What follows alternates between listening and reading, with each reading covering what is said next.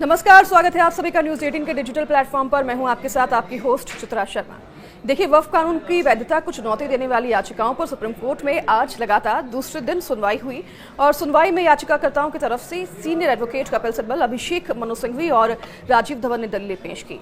तो वहीं केंद्र का पक्ष रखने के लिए solicitor general Tushar Mehta supreme court में पेश हुए।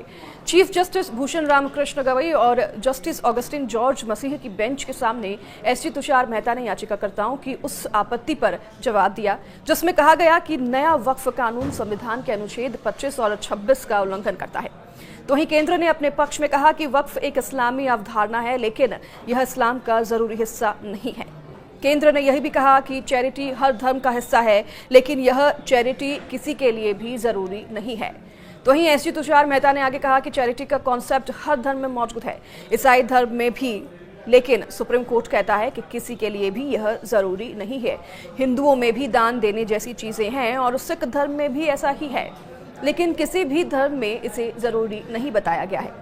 तो वहीं एसजी मेहता ने आगे कहा कि अगर मान लें कि मुस्लिम समुदाय के ज्यादातर लोगों की फाइनेंशियल स्थिति ज्यादा अच्छी नहीं है और वह वक्फ नहीं कर पाते, तो क्या वह मुस्लिम नहीं होंगे?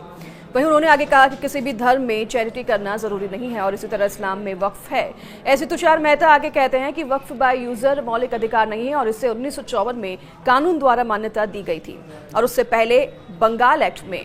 वहीं उन्होंने एक फैसले का जिक्र करते हुए कहा कि अगर कोई अधिकार विधायी नीति के रूप में कानून द्वारा प्रदान किया गया है तो उसे राज्य द्वारा हमेशा के लिए छीना जा सकता है। केंद्र सरकार ने सुप्रीम कोर्ट से कहा कि वक्फ इस्लाम का अनिवार्य हिस्सा नहीं है, बल्कि सिर्फ एक दान की प्रक्रिया है।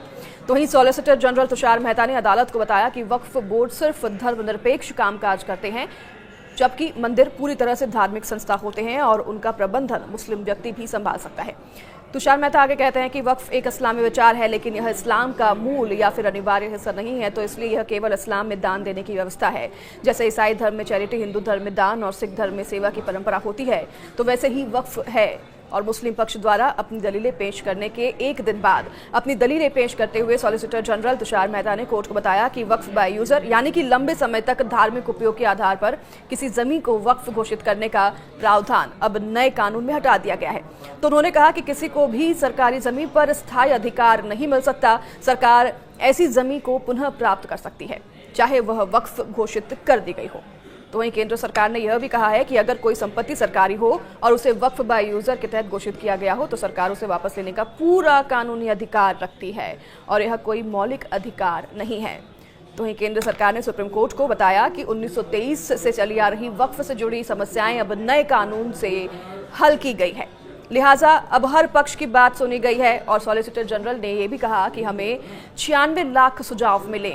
संयुक्त संसदीय समिति जेपीसी की 36 बैठकें भी हुई और कुछ याचिकाकर्ता पूरे मुस्लिम समुदाय की राय का दावा नहीं कर सकते। तो वहीं आपको बता दूं कि सुप्रीम कोर्ट ने मंगलवार को हुई सुनवाई में क्या कहा था। दरअसल सुप्रीम कोर्ट ने कहा था कि संसद से पारित किसी भी कानून को संवैधानिक माना जाता है जब तक कि उसके खिलाफ कोई भी बहुत ही स्पष्ट और गंभीर मामला पेश न किया जाए। तो वहीं याचिकाकर्ताओं की ओर से बहस कर रहे सीनियर एडवोकेट कपिल सिब्बल ने जब अपनी दलीलें शुरू की तो सीजेआई बीआर गवई ने कहा कि हर कानून के पक्ष में संवैधानिक की धारणा होती है।